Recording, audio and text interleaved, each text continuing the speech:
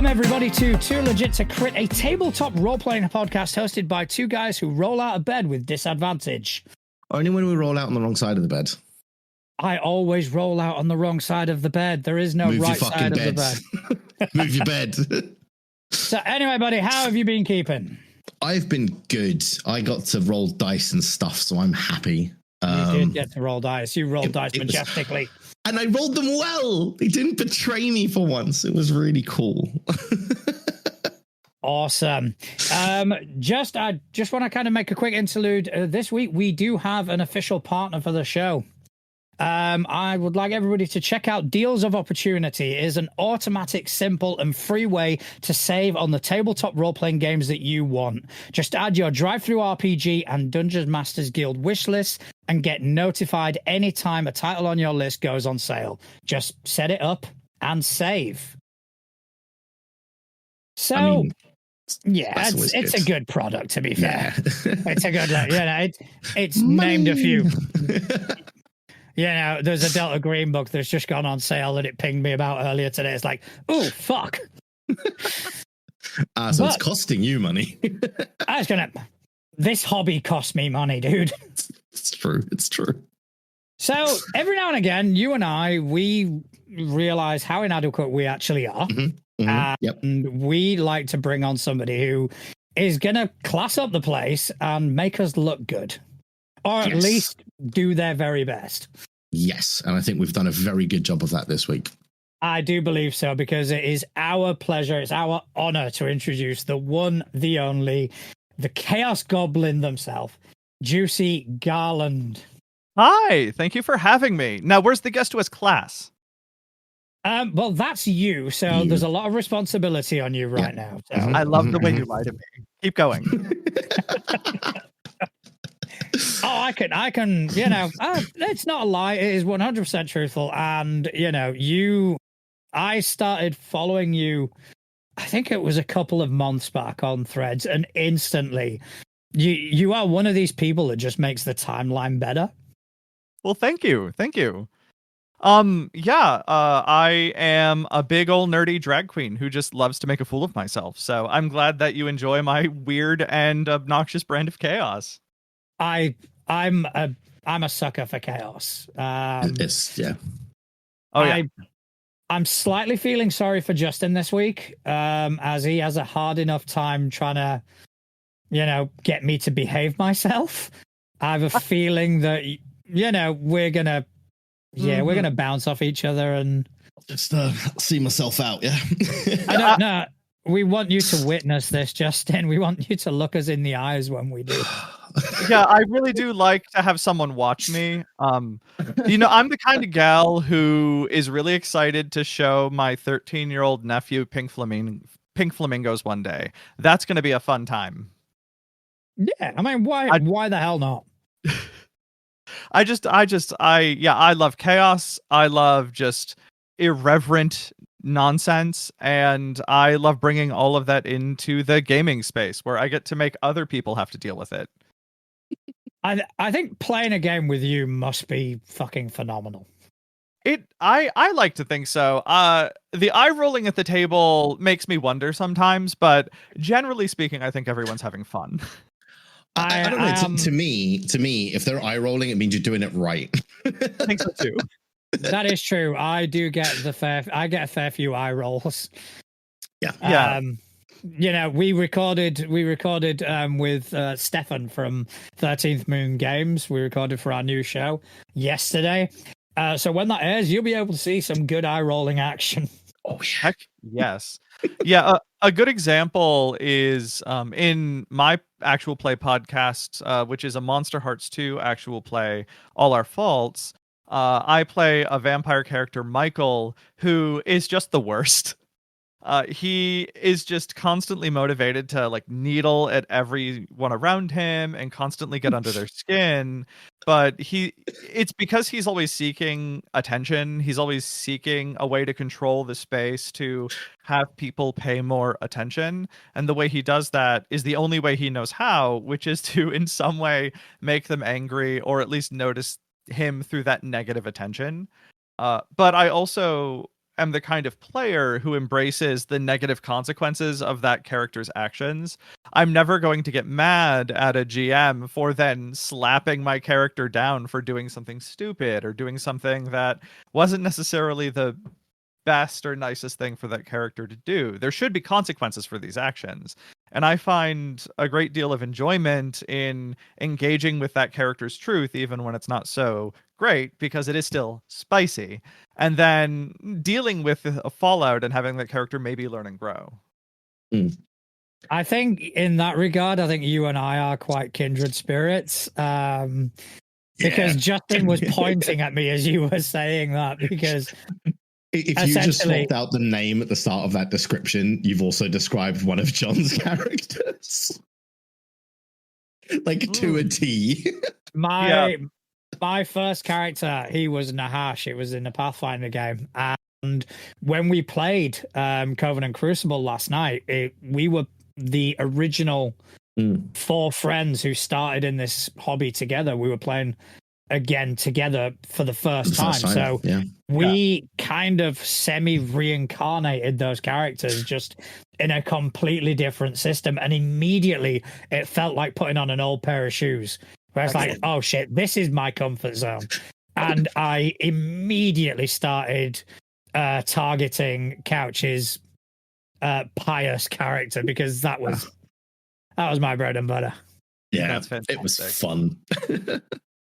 But please. No, go. No, but I was just going to say, I do 100% agree that consequences, if I, as Nahash, do something absolutely stupid and it backfires, there's no point getting mad. I knew what I was in for. Yeah, and that's a big part of the fun. But also, I think at the same time, as a player, you need to be cognizant that you're not just there to be a troll, you're also there to help drive the story forward. You're all collaborating to tell a story. So you should be making these choices in a way that help move things forward and keep the momentum. Like, just being a jerk as the character and stopping the momentum of the story and getting in the way of everyone else's fun is also not a great way to play a game. So you have to be mindful of that and engage with the story in a positive way too. I think that's a critical balance. Yeah, I mean, the way kind of my angle is also, there is the cleric that I always poke the fun at, but also I bring people along for the ride. Yeah. There was a moment yesterday when they were talking about a witch family that provides aphrodisiacs. And, we immediately went, is because, they're impotent. So a lot of the jokes from every one of the party was, no, it's hard, or, these little sort of digs. And it was a really fun session. And to be honest, Stefan is in the chat. Shout out to Stefan for being able to kind of handle our chaos as well as he did. I mean, it was essentially like, it was like 9 years of back chaos. Because I mean, as a group, we haven't played together in like 9 years or something. Like, we've played in groups together, but there's always been like maybe one of us missing or one of us was GMing. So but actually being players, this was the first time. And to handle that was impressive. It really was. Excellent. Yeah, it's important to share the table, I think, too. That way everyone has the space. Yeah. So speaking of tables, you are, the head of PR for tabletop tail spinners. Well done. I mean, I struggle. It's the alliteration gets me. But yeah, so how did that come about? Because when we spoke to Emma, you were a player. You were a player in the All Our Faults game. So how did it come about that all of a sudden you become the head of PR? Which, by the way, I just want to say, Emma, great fucking choice. Well, thank you for her and for me, because I'll take the compliment too. But so I really believed in what we were doing with All Our Faults. Immediately, I saw we had an amazing cast. Our initial recording session felt very good. And I wanted to be like head cheerleader for All Our Faults. And I believe that when I'm part of a stream, I want to really support what we're doing, right? And I think that comes from the drag queen ethos of you promote all the shows you're in. So I try to do that as best I can for all of my actual play stuff.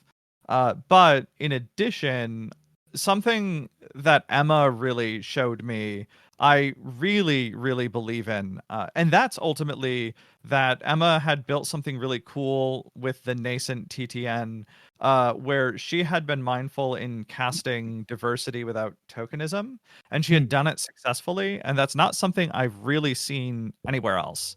Yeah. And in particular, she pointed out to me something that shocked me I hadn't noticed, which is that there are a lot of intentionally diverse casts out in the actual play space.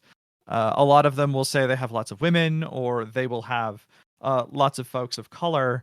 And I had actually done a Delta Green actual play as GM in Phantom Arts Fest with the Neon caster back in October. And when we were casting, someone said they didn't want to be part of the cast because they didn't want to be part of the cast if they were going to be the only person of color, because they felt like they had been used as a token in too many shows. And that had already put my mind in this space. Luckily, they weren't going to be the only person. They had to drop out of that cast for other reasons.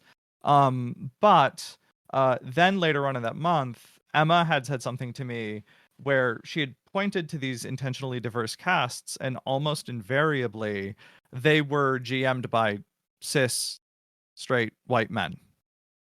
So yes, other people are allowed at the table, but not if they're in charge.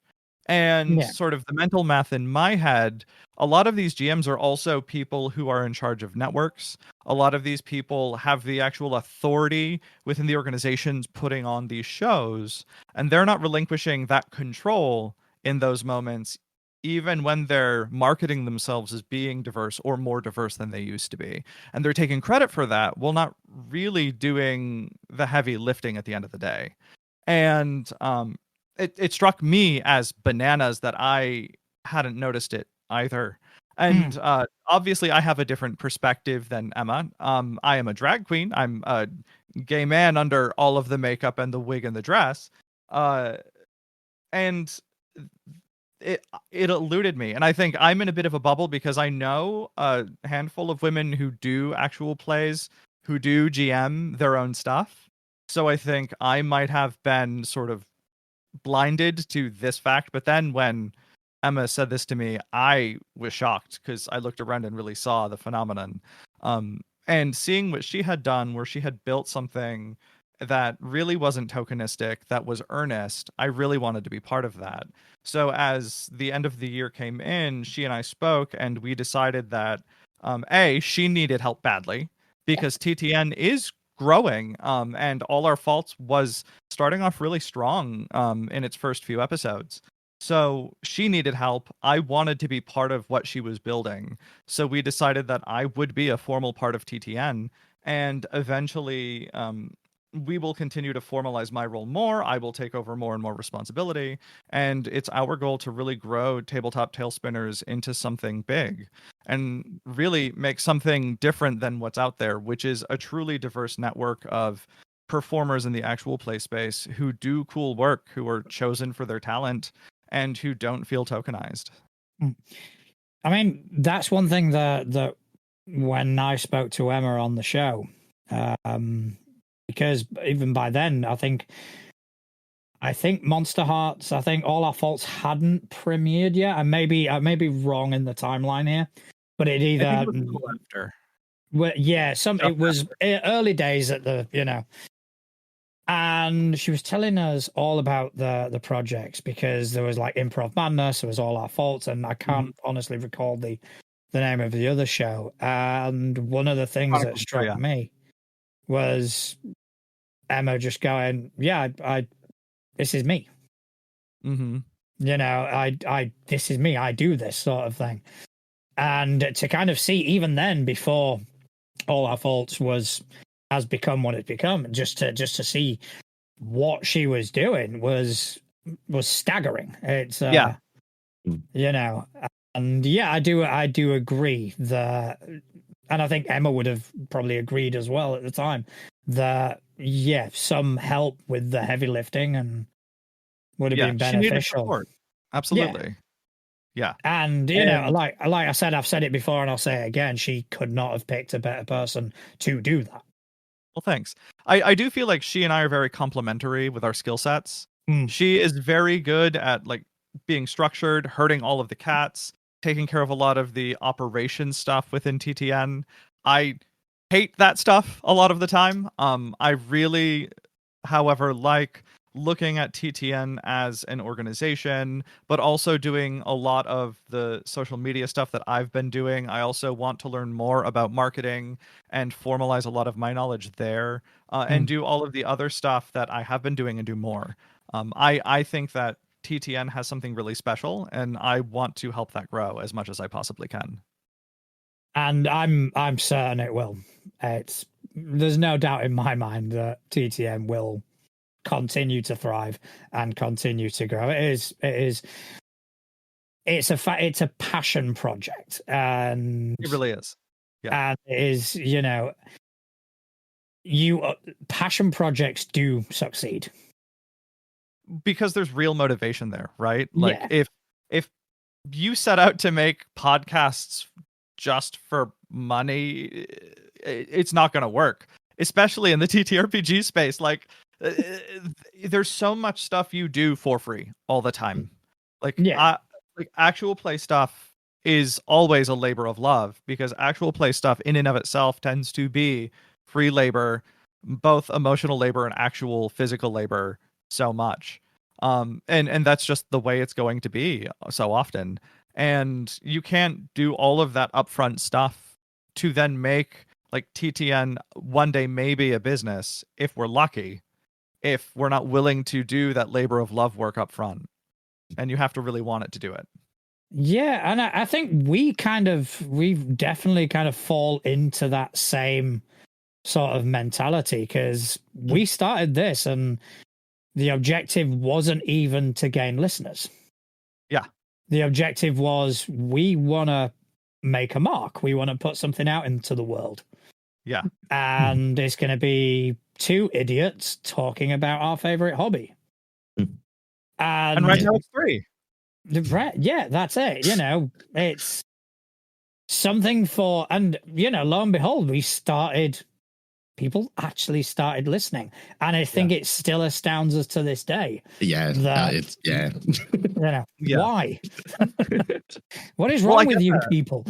Well, it's like, I love performance, I love playing games, I love the kind of stuff that Monster Hearts, for example, lets me do, because it really threads the needle between like stagecraft and acting, and then tabletop role-playing games so well. So what we're doing in All Our Faults feels so fulfilling in a way that I've actually, in a lot of like my own day job professional stuff, rarely have felt. And it's so nice to be able to do that. And I think that carries through for all of us in the cast, because we all have such good rapport. We all bond together so well. And then our characters, of course, I think come through in that. And it's because we love what we're doing. Yeah, I mean, this is a hobby that you get invested in. Whether putting aside the podcasting and the sort of the public aspect of it, you get into this hobby because you love it. That's what makes you spend money. I've said many occasions, you can start playing this game without spending a dime. Well, we didn't when we started. I mean, we used books that were lent to us, PDFs that we could find, and I think only like 3 of us actually had our own dice sets the first session. But I mean, even because we were playing Pathfinder, where all the rules are free, legal. Yeah, exactly. TSRD right out there. Yeah. And so that's what we were playing. But lo and behold, my God, I've spent money now. Oh yeah. Oh, absolutely. And I mean, part of it too is that you can just fill so much of the world you're playing with like the feel of the art that like Paizo puts out there with the material, right? Yeah. And helps you then create the space where your character is, who you get so invested in because that person is born from your mind and you inhabit that character with your own thoughts and feelings.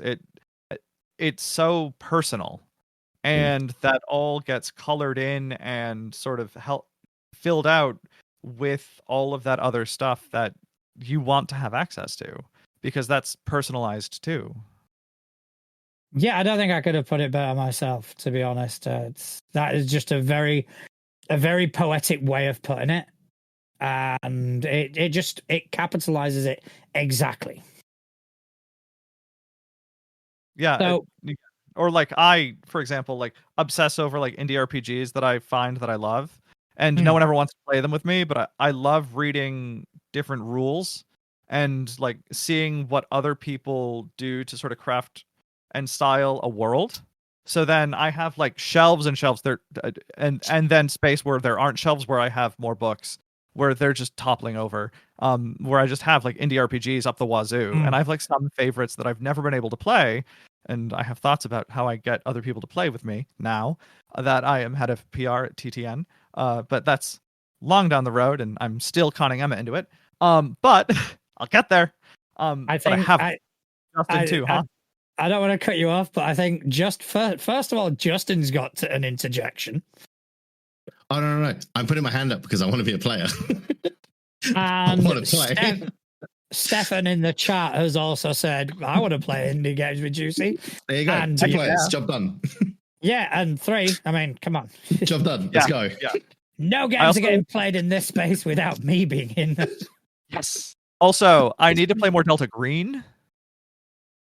Oh. Yeah, that's I didn't really want to clue Justin into this because he had an episode a couple of weeks ago where himself and Conlin, Lich Dad, they went to town on their D&D 5e shenanigans, and I was just sat there going, just wait. Just wait. Yeah, but you say that like I don't enjoy. You say that like I don't enjoy Delta Green. I know you've played a session with us. You did 2 sessions. You have enjoyed it. I can't wait to bring you more into the fold. But yeah, so Juicy, you and I do have a shared love, and that is of the program. What got you into Delta Green? It's funny actually. I remember when I was obsessed with Monsters and Other Childish Things years ago, I saw the current version release art, and I was like, oh, too many guns, no thanks. But then Glass Cannon did their one shot during the pandemic of Delta Green. I was like, I need this game in my life. I need this now. Holy shit. Gimme. And then I became obsessed. Yeah. Yeah. For me, it was Glass Cannon as well. Yeah. Just, it was like, they played it because they did Glass Cannon, Glass Cannon did Last Things Last. That was their one shot. And that's the one you played recently. With Clive Bowman, etc. Yeah, no spoilers here. With my... Justin was a social media manager. Oh, that's amazing. I manage the social media for the CDC. I love it. Yes. So that's they played that. In everything. They played that, and then they did The Last Equation. Oh, that's yep. And that's the one that really got me. The last equation. It was so fucking funny. And it was just in my wheelhouse. It was, I can do the horror, but I can also do the comic relief. Same. And it's just such a good system. Yeah, and I think they did it really well. Like they did Delta Green, I think, perfectly. Where Delta Green gets very dark and very harsh. And I think you need to balance that a bit with a little absurdity somewhere when you're either playing or performing it, in order to make it varied in a way that is, I think, easier for most people to really consume it. Because otherwise Delta Green can be very harsh. And I like that personally every now and then, but I also like it to be sort of balanced like a roller coaster. So they presented it in a way that made me really like Delta Green too. And then I got like the core set books, and I loved the world building that they put into Delta Green. And that's what really hooked me, was like getting the handler's guide and reading through the handler's guide. Yeah, Hooked me into Delta Green completely. That kind of really surprised me, the handler's guide. Because I got the agent's hand, because I bought the box set. Same. So I got the agent's handbook, read it, its rules, its whatnot. Yeah, I've got mine behind me somewhere. And then I went into that. Then I picked up the handler's guide, and being used to Pathfinder, I expected it to be core rulebook, game mastery guide sort of thing. Or I think in D&D you've got the player's handbook and also the game mastery guide. Yeah.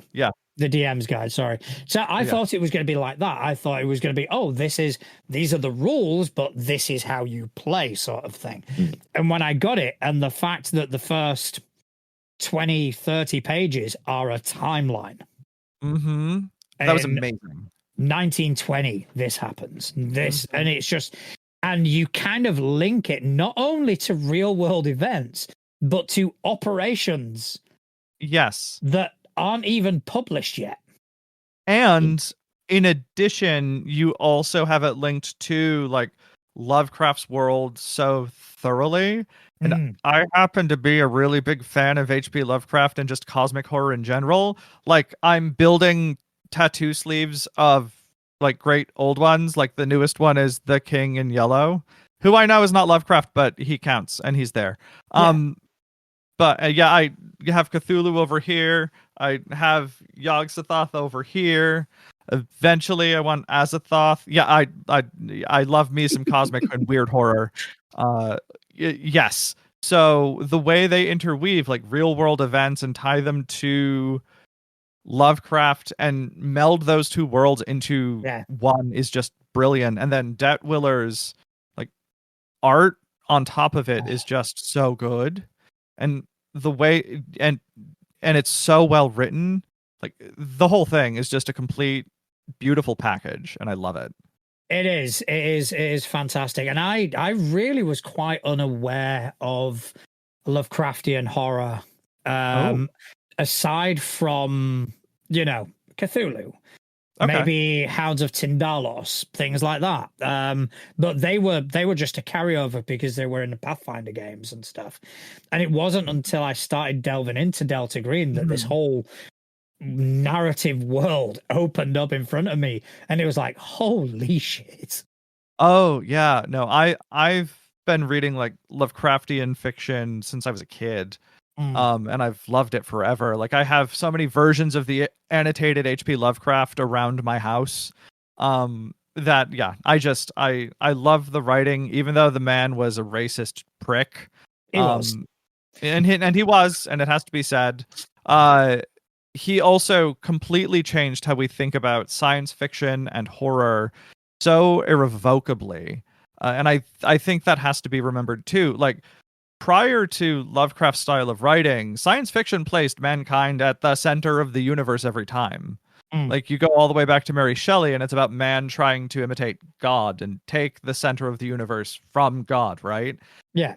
Lovecraft puts us somewhere off to the left in East Bumfuck. And, like, that's the horror. The horror is that we don't matter. Yeah. And it's such an inversion from the way everyone thought at the time, and still often thinks. It's genius. And the way other people have taken those works and adapted them and made them their own and made them so much less racist is just brilliant and beautiful. Or like with The King in Yellow, which is not Lovecraft, the way that blends the concepts of like creativity and madness being interlinked and drawing people in and having ideas be dangerous. Those things are so fascinating and really, I find, provocative. So I love that stuff. What I always find about it, and I'm sorry, Justin, we are kind of like just waffling on here, but what I always find fascinating is that if you look at traditional horror, there's always rules. There's always a reason. There's always, if you open the Necronomicon, you'll create these creatures and these dead, and there's always a rationale to it. Whereas with cosmic horror, there doesn't have to be. No, because you don't have to understand it. And I've got I've got a campaign kind of plotted out for the Justin and the rest of the party before we go into Impossible Landscapes. And the campaign goes through certain things, and obviously I've read through all the scenarios, and there is something in the scenario of kind of, right, what is going on here, and it explains it to you. But this is information that the players are never ever going to know. Challenge accepted. Yeah, and Impossible Landscapes made me a lifelong fan of Delta Green. Not just a fan, but a lifelong fan. Like, that book is the single best like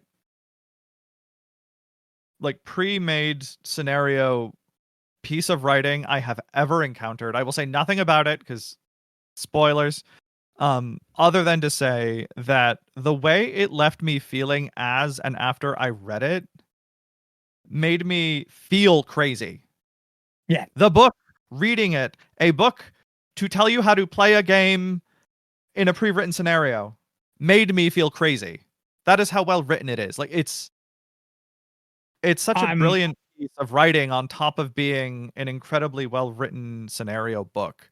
It's I want to thank you for saying that, because every time I've spoken to Justin, to Chris, to Couch, to everyone I've talked about, like, roping in to play through Impossible Landscapes, one of the ways I've described it is hands down the greatest ever campaign written. Oh yeah, easy. It is so clever. Yeah, I want to interject on this one and say that's not how you wrote me into play. You said you had a Delta Green game, and I was like, I'm down. That's how that conversation went. I've got a copy of Maps right over there. It's right there next to Delta Green. That's up on the list of the best. But like, Impossible Landscapes is so well self-contained. It's not extraneous, but it's so dense and rich with detail, and it's so well written to convey the like strangeness that it wants. Like, and that's the thing too, is that because it is surreal, the way it's written is also surreal. So there are layers of how it conveys the tone and meaning and intention of its writing to make the GM understand what they have to do to then convey the scenario. Yeah. It's brilliant. It is. And the reason we're doing kind of like a pre-campaign is to get the players so the players have to worry less about the mechanics when we go into Impossible Landscapes, which is smart. Yeah, they can just get on with it and just enjoy the story.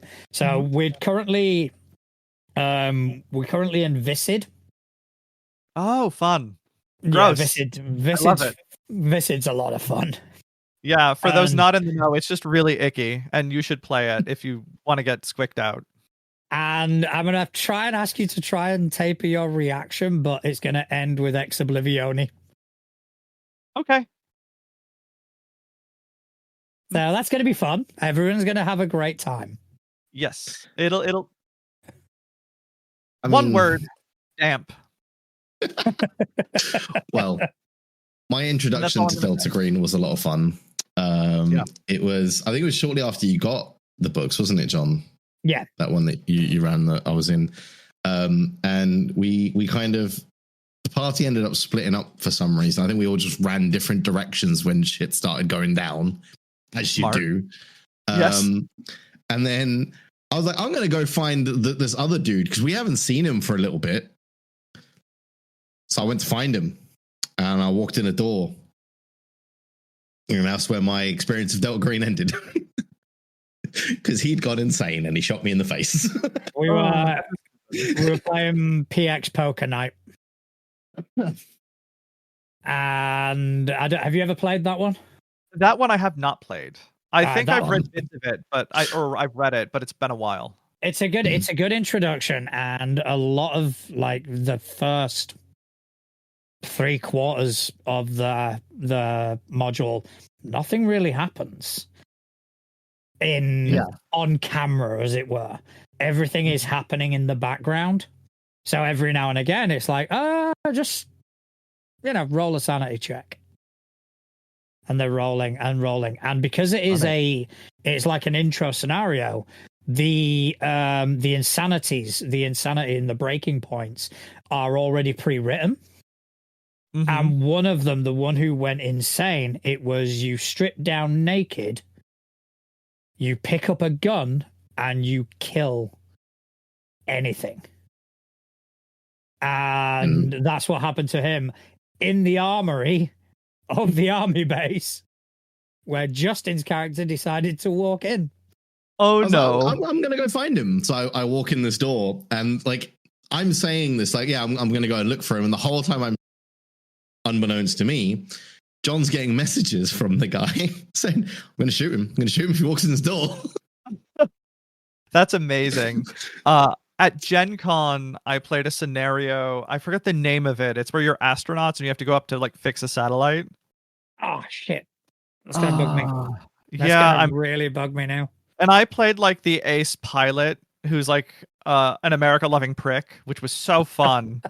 And like one of his motivations was America or something. It's been a while now, but because of like my devotion to America and the mission, I decided that I had to ensure that the like hypergeometric event had to happen because of the way it was explained to us.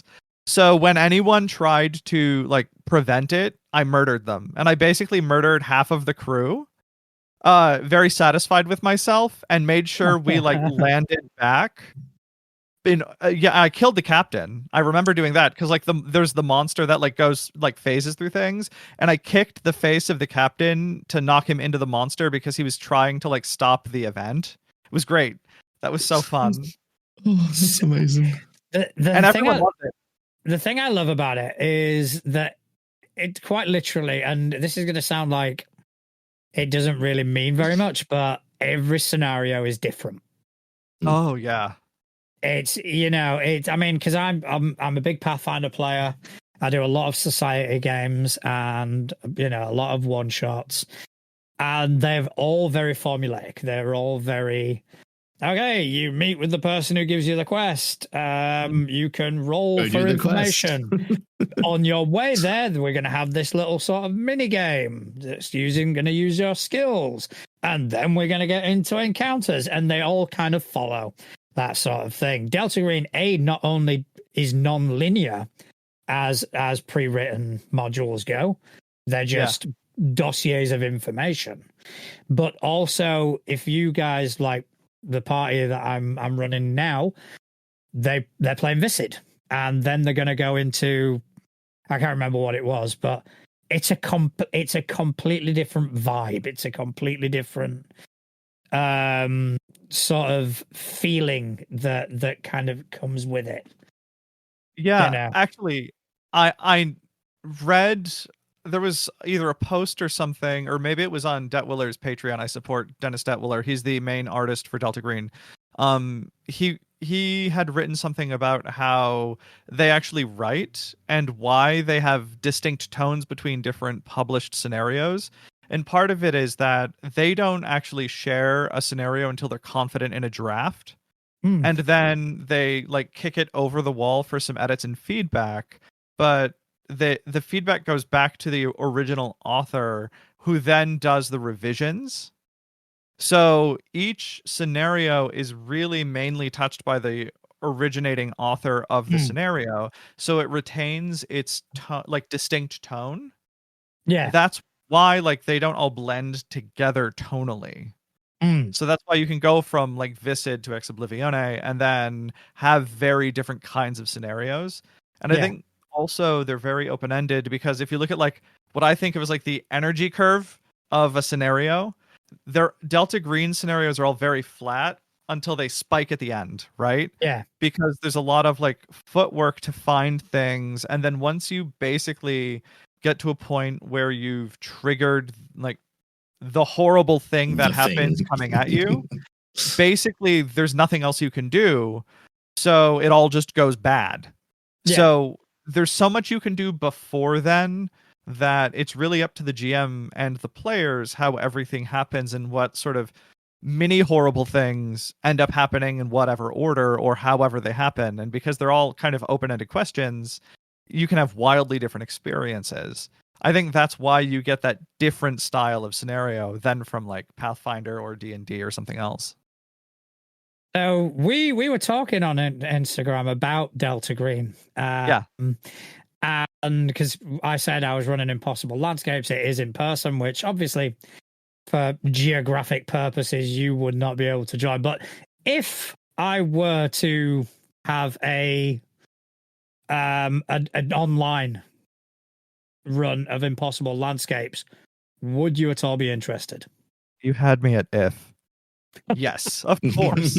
I have been so desperate for someone to run Impossible Landscapes so I could play it. Oh my god, I want to play it so badly. Oh, I just just like, step on me, daddy. Like, just please. It's so horrible. I love it. I'm gonna say you got a second player in the chat, by the way. Who's that? Oh yes. All right. So, because here's the thing, I've read Impossible Landscapes. I'm going to run Impossible Landscapes. This is not a campaign that you run once.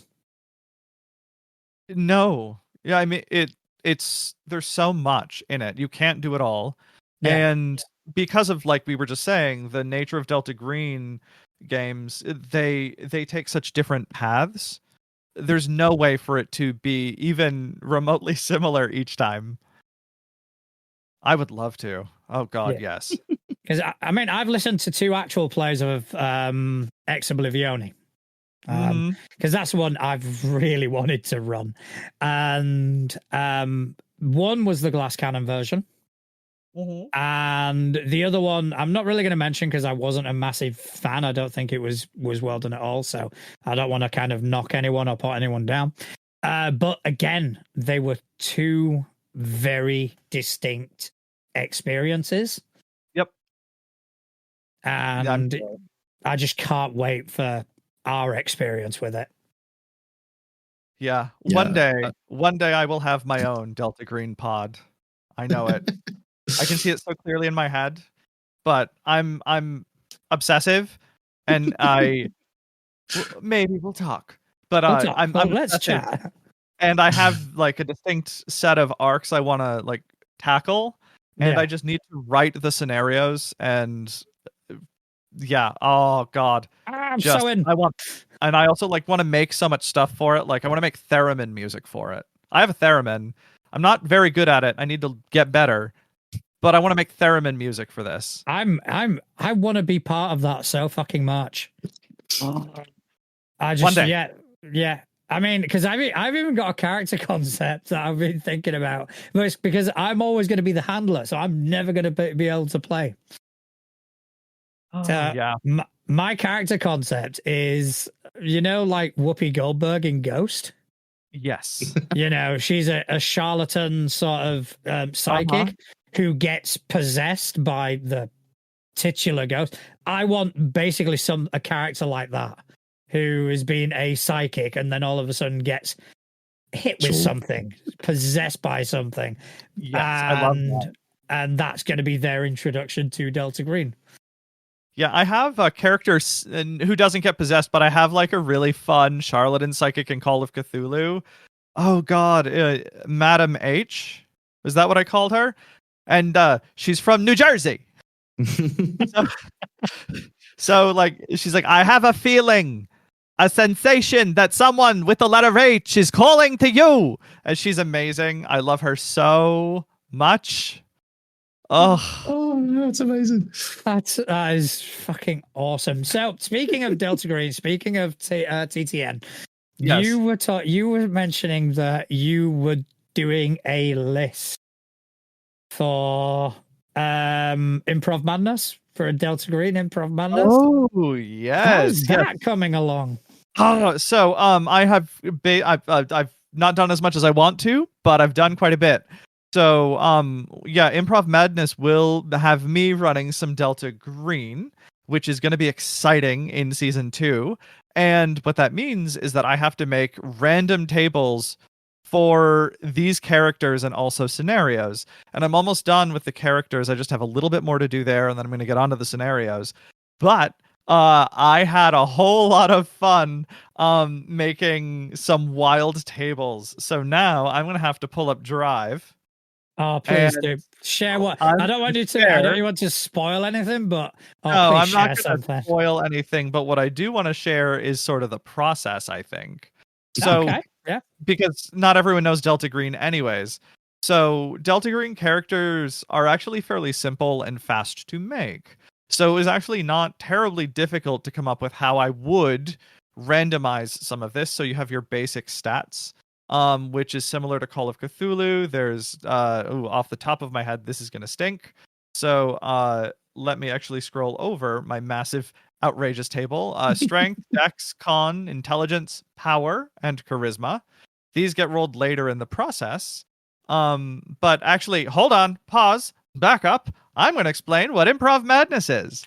So Tabletop Tailspinners produces a show called Improv Madness, where typically in D&D 5e, in prior seasons and in the upcoming season 2, we randomly roll details for characters in different episodes with different players. So each episode is its own self-contained thing. And we will have our character creation episode where everyone gets saddled with random combinations, and it's chaos, and it's fantastic.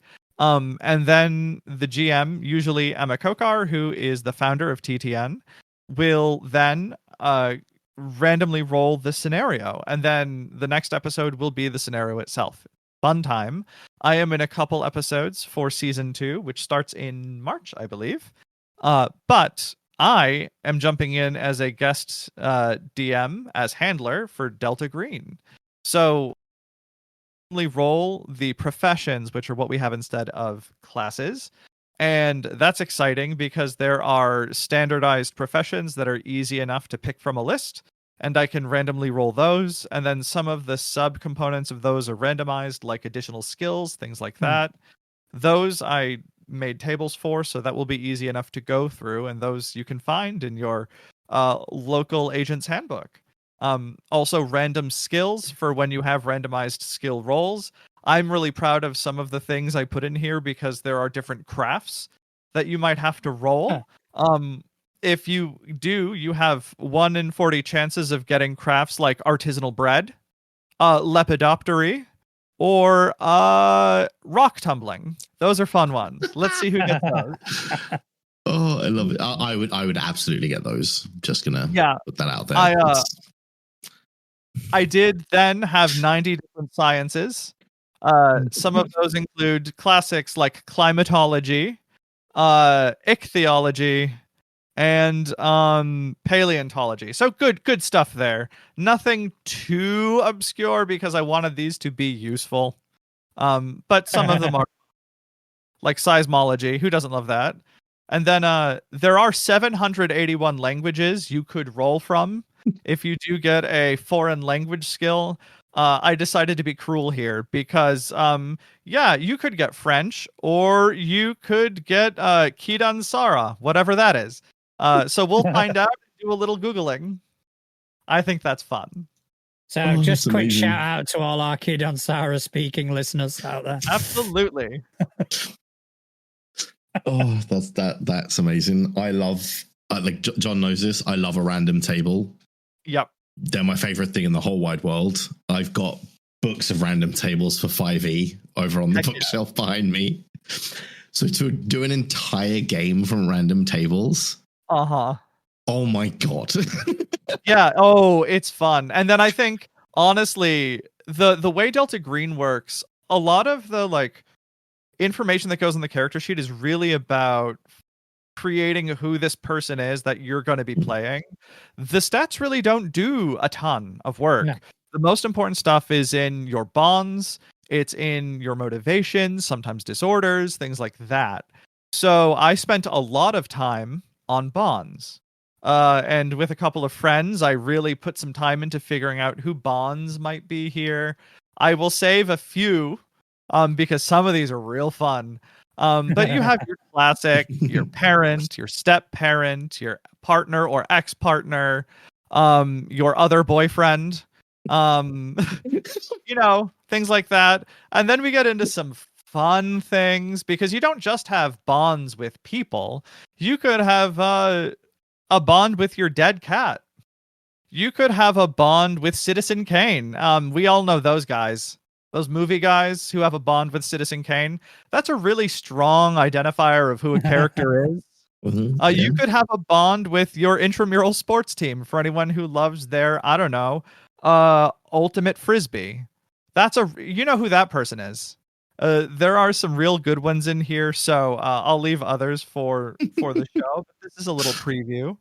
Motivations. Now, I could have spent time doing like a list of like 300 different kinds of motivations, like things that really motivate a person to get out of bed in the morning, like God bless America, or down with the patriarchy, or getting revenge on my stepmother, normal people things. But instead, I decided to go, what is a human motivation and how does it work? Didn't find any real like papers on this. I did research, people, because I'm crazy. I legitimately did. So it's like, what makes up a human motivation that's not just bullshit business talk? And I decided there are 4 components to a human motivation. There is a reward your brain gets that motivates you at a profound level, and there are kinds of rewards that I broke into. How many categories were there? As I open this up a bit more, 10 different kinds. Yep, I have decided I'm a psychologist and researcher today for this game, people. 10 different kinds of rewards your brain can receive for a human motivation. So you can have prestige. Prestige is a reward you might receive. Power. There are social rewards, right? But also cultural rewards, right? So like a social reward would be people like telling you look more attractive because you cut your hair nice instead of looking like a slob. But like a cultural reward would be like people finally respecting you because you got married after being in a relationship for 10 years and your parents stopped bugging you. And now they're going to actually bug you about having children. So once you have children, maybe they'll stop bugging you then. Those are kinds of rewards for motivations. Those things. There are spiritual rewards because some people go to church. I don't know. Then unnatural rewards, because this is Delta Green. So in Delta Green, you could have a motivation related to the unnatural. And that I felt was outside of the human experience, so it could have its own category, and that might flavor how people put these rewards together. Sexual, of course. Sexual rewards are very motivating and real. Emotional rewards too, like some things just make us happy. Some things make us depressed, and we have huge motivations based on those. Then, of course, there are like physical rewards as well. Things that just make us feel good that aren't necessarily sexual motivations. And then intellectual stuff, things that make us feel smart. So, or things that are conceptual. So that's how I broke down the kinds of rewards our brains get. That is far deeper than I would have ever even thought to go. That is amazing. Thank you. So then they all come from somewhere, either internally or externally, and that's it. Okay. Yeah. It's a kind of pressure, right? Is it internal or external pressure around this reward? Where's the reward going to come from? Then you have a subject and an object for a reward, right? So where does it originate from? That's the subject. Yeah. Like think of a sentence, right? So in a sentence, you have the subject of the sentence and the object of the sentence. That's how I sort of thought of this. So then they're the same things, but it's either the subject or the object. It can come from the self or someone else. So like if, say, you have a motivation to like get married to someone who is always going to treat you well, that could be because you had a shitty stepmother. So that the subject of that would be your stepmother, but the object of that is marriage, which would be a kind of others or no one or like material need or want, depending on how you define what that is. Right? So those are like the kinds of subjects or objects you can have. And then my favorite part is the spice.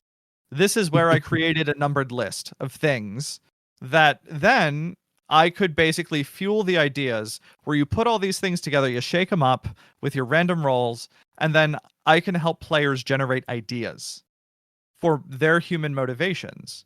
So you can have things like validation, desperation, capitalism, extreme loneliness, thirst, my mother, my boyfriend, my other boyfriend, to crave praise, right? Like these are all like strong emotional baggage things that then are sort of coloring the combination of what makes a human motivation, because without it, like it's sort of arbitrary and too abstract. So I wanted to ground them in something big. So do you have dice? Oh, we've got dice. All right. So what do we need? Justin. All right. So first, let's pick a reward. So 1d10. It's D10. Let's go. I need to find my D10s. All right. So you rolled a 10, you said, Justin? I did roll a 10. Oh, okay. So this is an intellectual reward. Okay. Now roll me a D2. So evens or odds? That's a 1. Okay, so this is an internal source. This comes from, you're getting the reward internally, right? So then give me 2d7.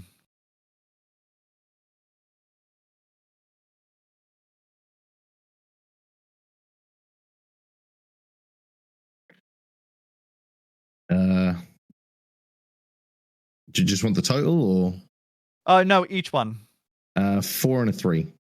4 and 3? Okay, so your internal intellectual reward, its subject is no one. It doesn't come from anywhere. It was sort of spontaneous one day. And it's HD. The object of it is others. Okay. All right. So keep that in your head. Roll me a D100.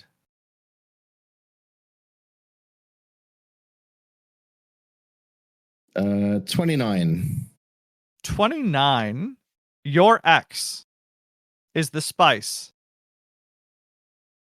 So, if this is an internal intellectual reward, so that pleasure comes from inside, and it's about other people, and it revolves around your ex. Mm-hmm. So, think about what she did, or he did, or they did. What'd your ex do? Why? So, putting that spice in there, what is this intellectual stimulation about others? What's that motivation? What gets you up in the morning? It has to be a big idea. See now, do I go to a very real place or do I make something up? All right. Do you want to be thinking about that while Juicy runs me through this? Because I want to fucking. I'll think about that while you do some rolling. Yeah. Okay. So I want to play. All right, D10. All right. So we're going with a 10. All right. So another intellectual. No, let's roll it again. Get something different. Cool. All right. 8. 8. Okay. So this is an emotional reward. All right. Right. Okay. Now 1d2. Okay. Odds. So that's internal. So this is an internal emotional reward. Makes you feel feelings inside. Okay. So then 2d7. Okay. Re-rolling on the 8. Okay. So a 7 and a 1. All right. So the subject as a 7, you get to choose one. So just roll it again. Which on the 7, yeah? Yep. Okay, 5. Okay. So the subject is everybody. So this comes from everybody and it goes right to you. So it's about everybody sort of with an intellectual reward going at you. Right? Now give me that D100.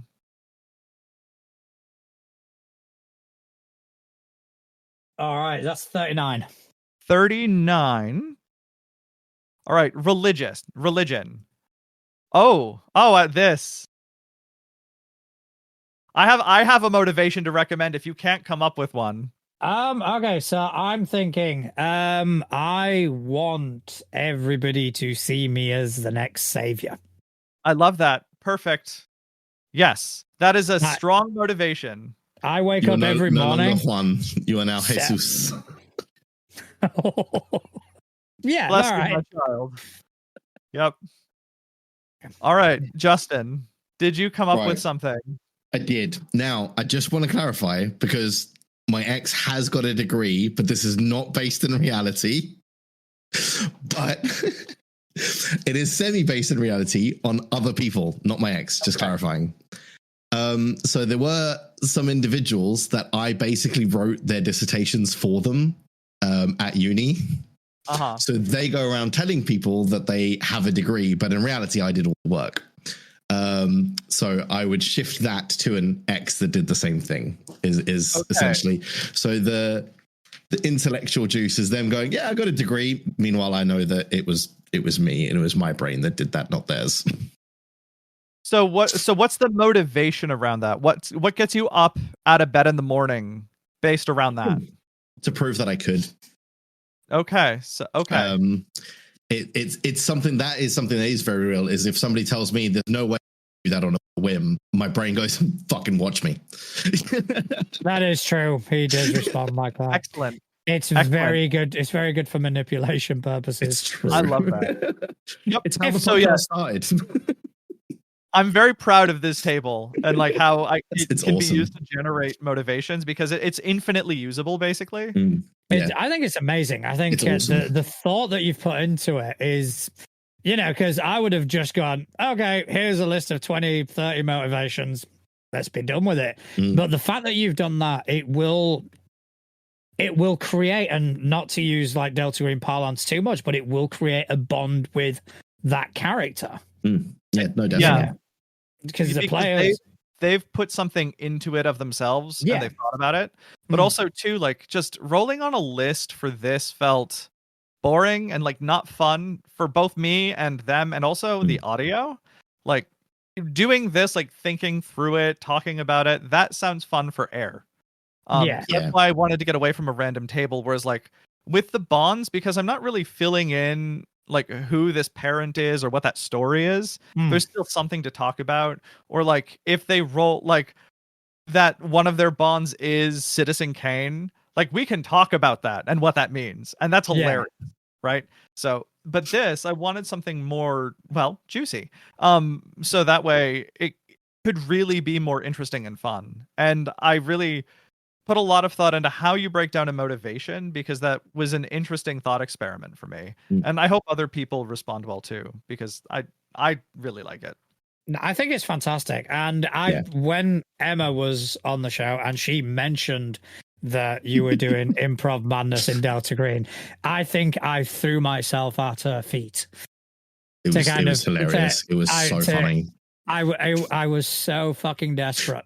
And it's going to be the same here. It's like, if you need a player, if someone drops out, just give me a shout, I don't care what time of morning it is. I'll get up. If he's not available, he will be. Yeah. If I'm not available, I'll book a day off fucking work if I need to. I mean, I am sure we will be doing this again because I love any excuse to play Delta Green. But and I don't exactly put on a wig to not get attention. So. But I mean, if you ever do it again, just give me a shout. I am so fucking there for that. So every week we ask some of our closest collaborators to send in potential topics to discuss. Gives us something to talk about, gives us something that we kind of don't quite know what's going to happen. And we would love for it if you were to kind of help us with that. Sure. Yeah. All right. So I don't even know what I'm rolling today. So D3 today. Is it a D3? D3 today. The problem with turning my lights down is I can't see my dice box properly. That's because you're blind. Okay. All right. So, do you want to? Who is it? 1, 2 couch. 1, 2 couch. 3, 4 sci-fi. 5, 6 Daryl. Okay, sci-fi it is on a number 3. Okay. All right. I've lost Trello. Where's it gone? Oh, no, it's all going wrong. All right. Okay. So sci-fi. Sci-fi's next question is, where do you get inspiration for puzzles, and what do you do when the players don't know how to solve them? Oh, God. Yeah. It's always the worst as well when you throw like a really easy puzzle at them and they spend like 8 sessions on it. I try to avoid precise puzzles and instead try to create open-ended problems that I don't know the answer to. So that way I'm not looking for a specific solution. I think that lets the answers be more creative and more engaging. And then it makes it a lot easier for me to either hand wave an answer that feels legitimate, or it makes it easier to then say, give them an idea roll of some kind that then lets me give them a thing I think gets them through without being cheap about it. That's sort of how I would do it. But I'm also used to running more games like Delta Green as opposed to doing D&D where more people see like pre-written proscriptive puzzles. I mean, there's always going to be kind of a disconnect between player and character when it comes to puzzles, because like we're taking D&D and Pathfinder as an example, kind of going, okay, so here's the puzzle in front of you. It's like, well, I don't know it, but my wizard has got an intelligence of 20. Can I just roll for it? Yeah. And so so that you're always going to have that kind of disconnect where it's like, okay, all of a sudden your wizard, who is meant to be, one of the most intelligent beings on the planet, is now temporarily sharing your intellect. So I kind of don't use puzzles all that often, because I'm either going to make them too easy, or I'm just going to make them impossible that only my twisted mind would be able to solve anyway. From experience, it's normally the second one. I like to watch you squirm. I was about to say that's why. I mean, the way that I've always kind of handled that high intelligence character with maybe a player who doesn't have like, an advanced degree from Oxford or something, right? Which is like the level of intelligence their character has.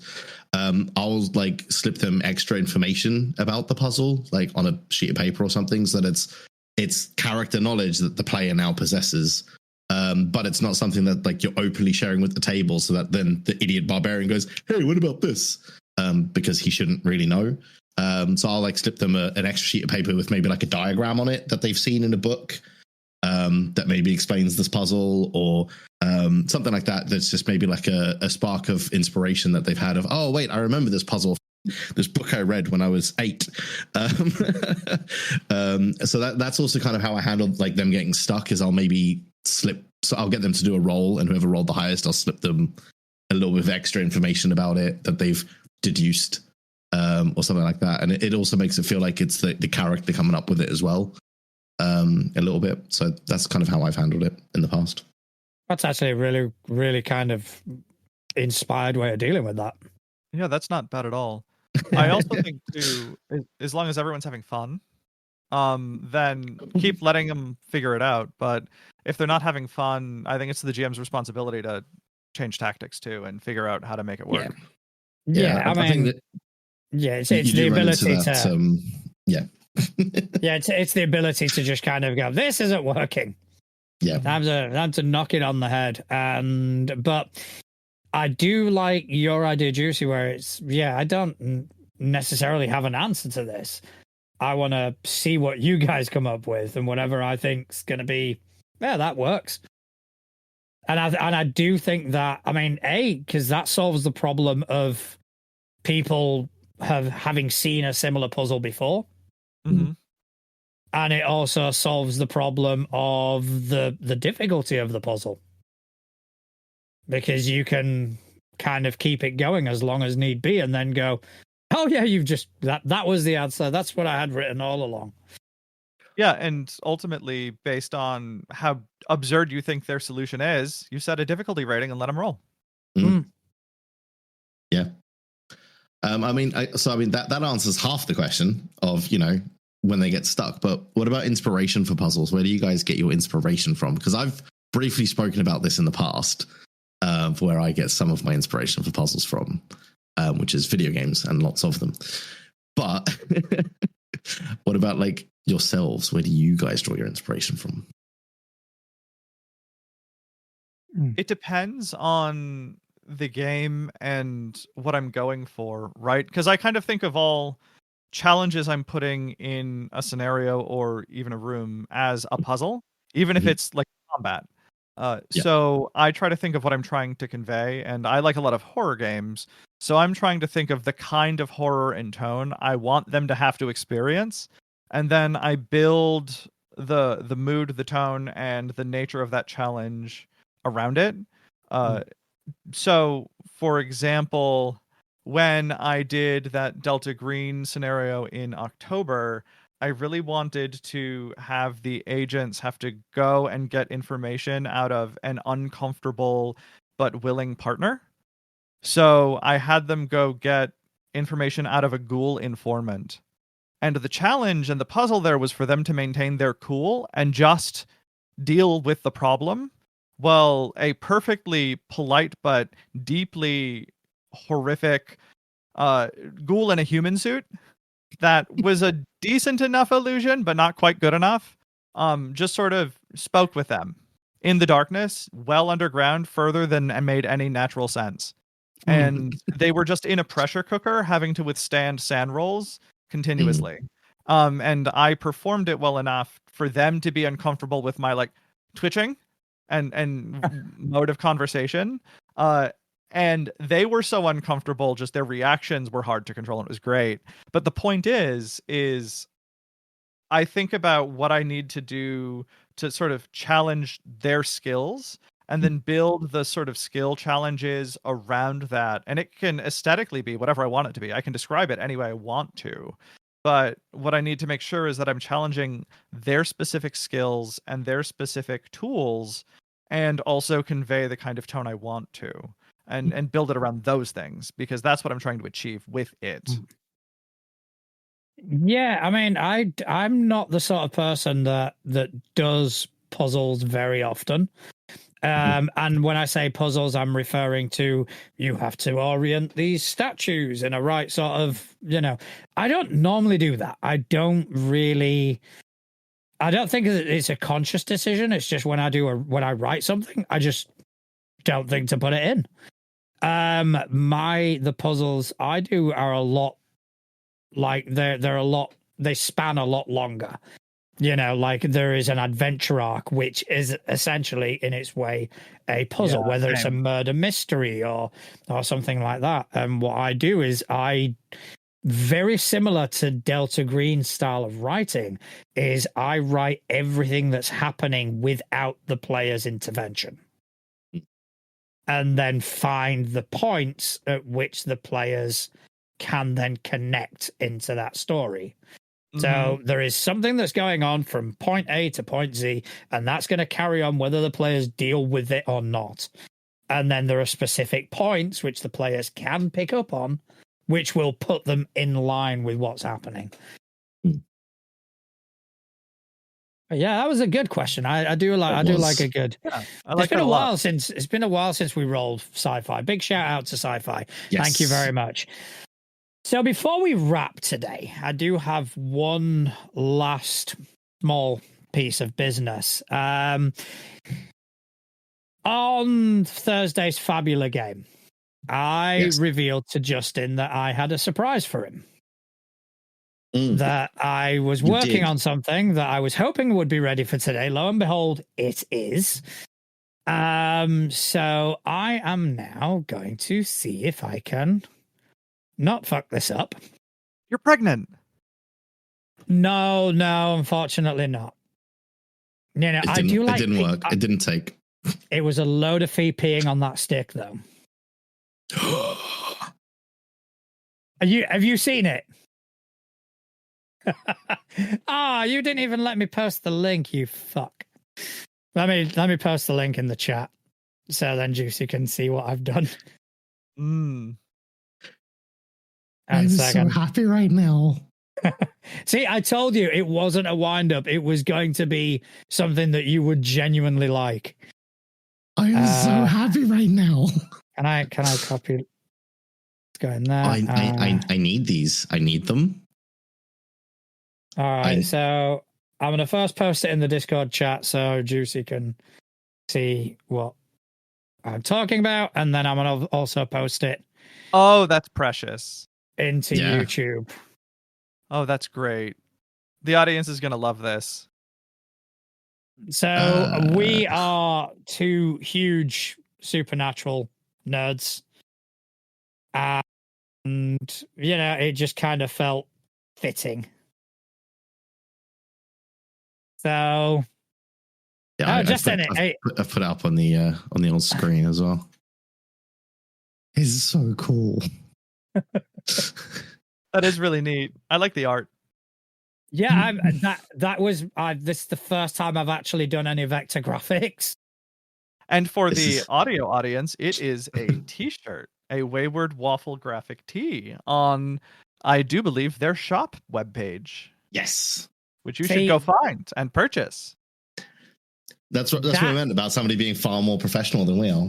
Yeah, 100%, and that is why Juicy is the head of PR for TTN. Yes, you know, I mean, you don't need a resume when things like this happen. Oh, it's so cool! I'm buying all of those as soon as I get paid. So yeah, I thought you'd like that. Obviously, I think Couch is gonna like that as well. So yeah, that is what I've been working on for the past week. Excellent. That's awesome. All right, so I just want to give a big shout out and a big thank you to Sci-Fi for sending in for being a contributor, for sending in the topic. I also want to thank Juicy so much for just, you know, lowering your standards a tiny bit and coming on. Ridiculous. I love coming on. And coming and joining us, because it has been absolutely fantastic. You are doing amazing work, and I am, for one, excited to kind of be along for the ride and just see just how high you and TTN can go, because the sky's the fucking limit. I am so excited to see what we do next. And you too. Like, this has been so much fun.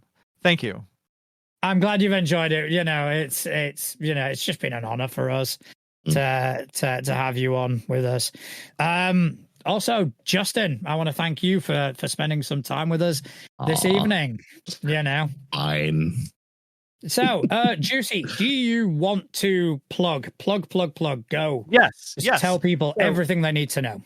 Absolutely. You can find me on the internets on twitter.com and also Blue Sky at Juicy Garland. You can find me on Instagram and Threads at juicy.garland. You can hear me more all over the internet, but particularly now in All Our Faults, which is a Monster Hearts 2 actual play podcast produced by Tabletop Tailspinners. You can also pay attention to the at Tabletop Tailspinners or at T-Top Tailspinners on Threads and Instagram and Blue Sky as well. If you want to see what other stuff we are producing, like Chronicles of Kriath and Improv Madness, which we've talked about ad nauseum here. Thank you so much for letting me be here and listening to me just ramble on about my gay chaos. I love it. It's been fascinating just to hear the way your mind has worked on that table. For me, is just it's just awesome. Inspired. It is absolutely fantastic. Justin, do you want to tell people whereabouts on the internet they can find you too? Sure. So I'm pretty much everywhere at Justin Accurate TV, and also, of course, on our Facebook page, on the Discord, and you're pretty much behind all the other socials. So I'll let you take it away from there. Okay, as for me, you can find me at Natural Juan at dice.camp on Mastodon.